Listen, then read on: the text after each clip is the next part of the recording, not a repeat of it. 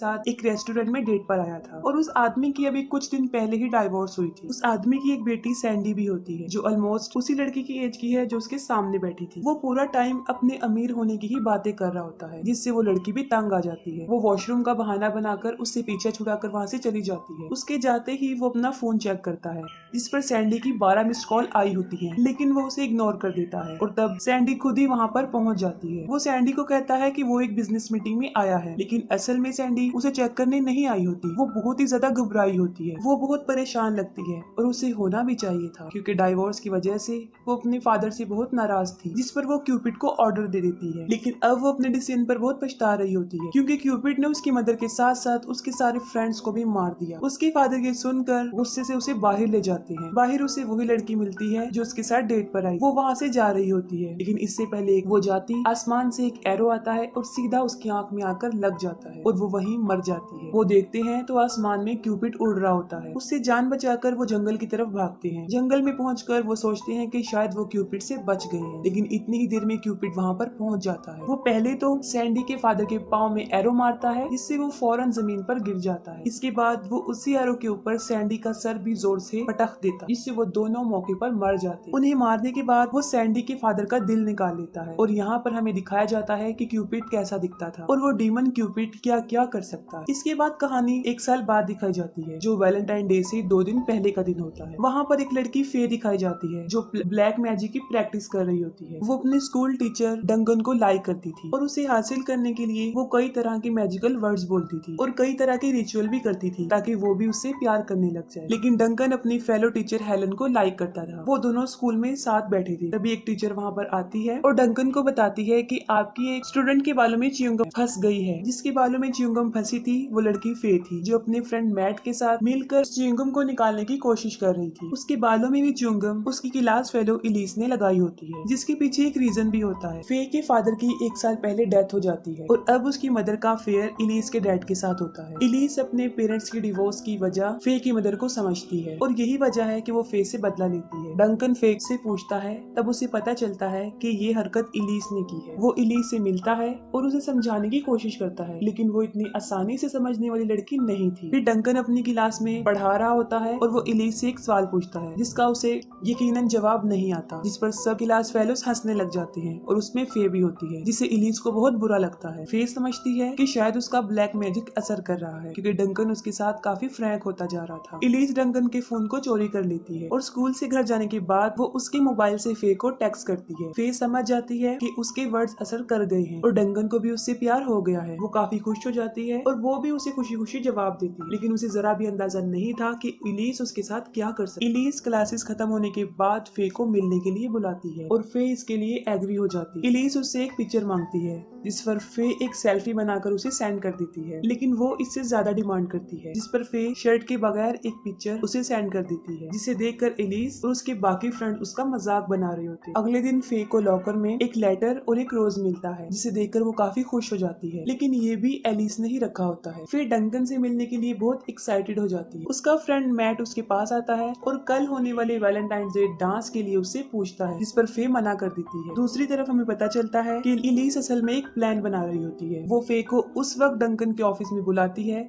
जब वो अकेला वहाँ पर पेपर चेक करेगा और एलिस उन दोनों की एक वीडियो बनाई जिसे वो इंटरनेट पर भी अपलोड कर सकती है। जैसे ही क्लासेस खत्म होती हैं, फिर डंकन के ऑफिस में पहुंच जाती है। दूसरी तरफ एलिस भी ये सारी रिकॉर्डिंग कर रही होती है और फे डंकन से उसी वे में बात कर रही होती है जिस तरह वो मैसेज पर कर रही। डंकन को फे का बिहेवियर काफी अजीब लगता है और वो उसे कहता है कि वो घर चली जाए, जिस पर वो सडन उसे किस कर देती है। डंकन को कुछ समझ नहीं आती और वो फे को दूर हटा देता है। एलिस ये सब कैप्चर करके वहाँ से भाग जाती है। फे भी काफी डिसहार्ट होती है और वहाँ से चली जाती है। वो घर जाके अपनी ब्लैक मैजिक बुक को चेक करती है कि कहीं उसने कुछ मिस तो नहीं कर दिया। वो देखती है कि उसने सारे लव स्पेल को पूरा कर दिया है और अब सिर्फ एक ही स्पेल बचा था और वो ये था लव को डिस्ट्रॉय करने वालों को बुलाने वाला। फे काफी परेशान होती है, लेकिन वो फिर भी उस स्पेल का इस्तेमाल नहीं करती। अगले दिन वैलेंटाइन डे होता है और फे को भी एक कार्ड मिलता है, लेकिन उसे पता नहीं होता कि ये किसने सेंड किया है, तो वो उसे फाड़ देती है। उस वक्त डंकन भी क्लास में होता है और अचानक से वही वीडियो प्ले हो जाती है और उसमें किस वाला सीन रिपीट हो रहा था। ये देखकर फे वहाँ से भाग जाती है और डंकन भी काफी परेशान हो जाता है क्योंकि इसकी वजह से वो सस्पेंड भी हो सकता था। फे क्लास से बाहर आती है, तब वो देखती है कि बाहर उसकी वही फोटोज लगी हुई हैं जो उसने डंकन के मोबाइल पर सेंड की थी। इलीस अपने फ्रेंड्स के साथ बाहर आती है और उसके जख्मों पर नमक छिड़कती है, लेकिन इस बार फे बर्दाश्त करने वाली नहीं थी। वो काफी गुस्से में होती है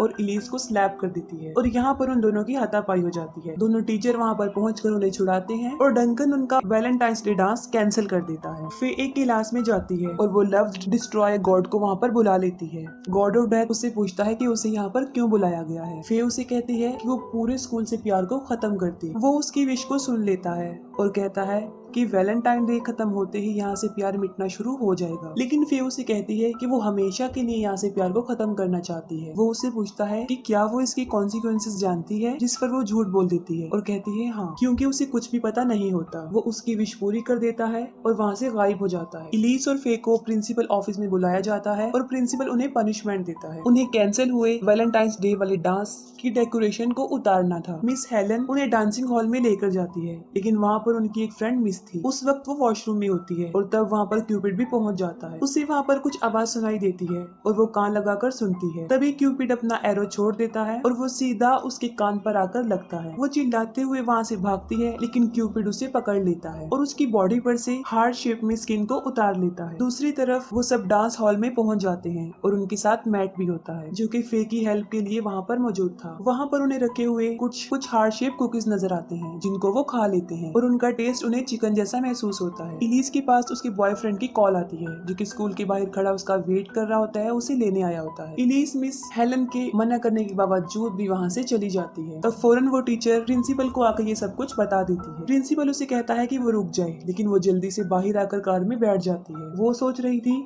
कि अब वो फ्री हो चुकी है, लेकिन ऐसा नहीं था। उनकी कार स्टार्ट ही नहीं हो रही थी। प्रिंसिपल वहाँ पर आ जाता है और कार के सामने खड़ा हो जाता है और उसे बाहर निकलने को कहता है। ये सब कुछ वहाँ खड़ी मिस हेलन भी देख रही होती है और अचानक से उन्हें आसमान में कुछ नजर आता है और वो क्यूपिड था जो उन्हें कुछ सोचने समझने का मौका भी नहीं देता और सीधा एरो प्रिंसिपल की आंख में मार देता है। ये देखकर इलीस और उसका बॉयफ्रेंड वहाँ से भागते हैं, लेकिन क्यूपिड उसकी बॉयफ्रेंड पर 2 एरो चला देता है। हेलन डंकन के पास जाती है और उसे बताती है कि उसका मोबाइल काम नहीं कर रहा है और सेम डंकन के साथ भी हो रहा होता है। उसका फोन भी काम नहीं कर रहा होता और उन्हें समझ नहीं आ रही होती कि उन्होंने आसमान में क्या देखा था और यही वजह थी कि वो किसी को बता भी नहीं सकते थे। लेकिन ब्रिट की हालत देखकर वो समझ जाते हैं कि वो किसी बड़े खतरे में। और यहाँ पर फे को भी समझ आ जाती है कि उसने बहुत बड़ी गलती कर दी है। उसने प्यार खत्म करने की विश तो कर दी थी, लेकिन उसे इस बात का अंदाजा नहीं था कि क्यूपिड सब लोगों को ही मार देगा। डंकन ब्रिट को चेक करता है और वो देखता है कि उस तीर वाली जगह से कोई जहर निकल रहा है और वो जहर उसकी पूरी बॉडी में फैलकर उसके दिल तक भी पहुंच चुका था। डंकन सब टीचर्स और स्टूडेंट्स को वहां से भेज देता है कि कहीं वो नर्वस ना हो जाएं। डंकन उसे बचाने की पूरी कोशिश करता है, लेकिन नाकाम हो जाता है और ब्रिट वहीं पर मर जाता है। दूसरी तरफ वो सब डांस हॉल में पहुंच जाते हैं और वो देखते हैं स्क्रीन पर एक अजीब चीज कि वहाँ पर किसी का दिल तेजी से धड़क रहा है। वहाँ पर फे और मैट नहीं होते क्योंकि वो बाहर होते हैं और मैट फे से पूछता है कि यहाँ सब कुछ क्या चल रहा है, क्योंकि उसे लग रहा था कि फे इसके बारे में कुछ न कुछ जानती है, लेकिन वो उसे कुछ भी नहीं बताती और वो दोनों भी हाल में आ जाते। क्यूपिड उनके पीछे ही खड़ा हुआ है और जैसे ही वो अपना एरो निकालता है वो सब वहाँ से भाग जाते हैं और यहाँ पर वो सब एक दूसरे से अलग अलग हो जाते हैं। क्यूपिड एक टीचर को मारता है और उसको बचाने की वजह से मैट के हाथ में भी एरो घुस जाता है। तब फे उसे वहाँ से लेकर भाग जाती है। इलीस और उसकी फ्रेंड साइंस लैब में आते हैं जहाँ पर उन्हें फे की ब्लैक मैजिक वाली बुक नजर आती है और वो फौरन समझ जाते हैं कि ये सब कुछ फे की वजह से हुआ है। इलीस की एक फ्रेंड उससे अलग हो जाती है और इस चीज का फायदा उठाते हुए क्यूपिड उसे भी मार देता है। वो रोजेस से उसके गले को आर पार कर देता है। मैट के हाथ से वो जहर फैल रहा था और उसकी मरने वाली हालत हो जाती है और मरने से पहले वो फे को बताता है कि जो वैलेंटाइन डे कार्ड उसे मिला था वो उसी ने ही भिजवाया था और वो फे को बताता है कि वो 5 क्लास से ही उसे लाइक करता है, लेकिन उसे तो डंकन के अलावा कुछ नजर ही नहीं आता था। फे को सब कुछ पता चल जाता है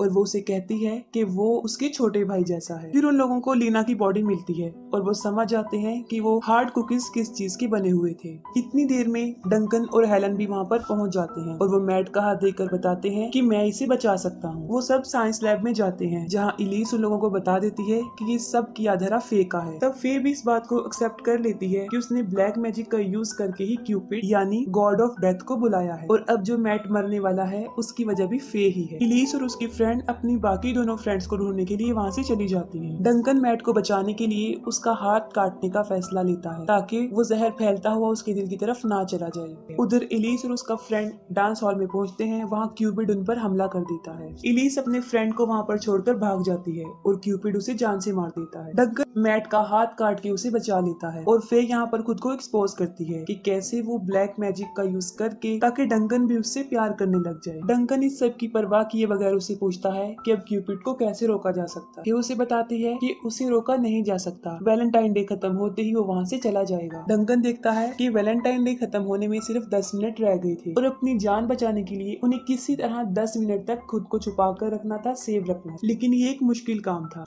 डंकन और फे मैट के लिए कुछ लेने के लिए बाहर जाते हैं, तब उन्हें इलीस भी वहाँ पर मिल जाती है। इतनी ही देर में क्यूपिड हेलन के पास पहुंच जाता है और जब वो हेलन की चीख सुनते हैं वो जल्दी से वापस आ जाते हैं। वो लोग हेलन को ढूंढते हुए डांस हॉल में आ जाते हैं जहाँ क्यूपिड उसे मारने के लिए बिल्कुल रेडी था। फे के पास कोई और रास्ता नहीं होता और वो फिर से गॉड ऑफ डेथ को बुला लेती है। फे सबको बताती है कि वो उसकी आंखों में ना देखे क्योंकि अगर किसी ने उसे नजरें मिला ली तो वो उसकी सोल को अपने साथ ले जाएगा। फे उसे कमांड देती है कि वो सब कुछ यही खत्म कर दे, जिस पर वो एक सैक्रिफाइस मांगता है। तब डंकन कहता है कि हमारे पास 2 मिनट रह गए हैं और हम आसानी से अपनी जान बचा सकते हैं, जिस पर गॉड ऑफ डेथ उसे कहता है कि यहाँ हाल में सब लोगों को मारने के लिए 2 मिनट बहुत ज्यादा। फे खुद को सेक्रीफाइस करने के लिए तैयार हो जाती है और इतनी देर में एलिस अपनी गर्दन घुमा के क्यूपिड की आंखों में देख लेती है, जिस पर क्यूपिड उसे मार देता है और उसे वहाँ से ले जाता है और यहीं पर क्यूपिड का सेक्रीफाइस भी पूरा हो जाता है और 12 भी बज जाते हैं, यानी वैलेंटाइन डे खत्म हो जाता है और क्यूपिड भी वहाँ से चला जाता है। अचानक से एलिस उठ जाती है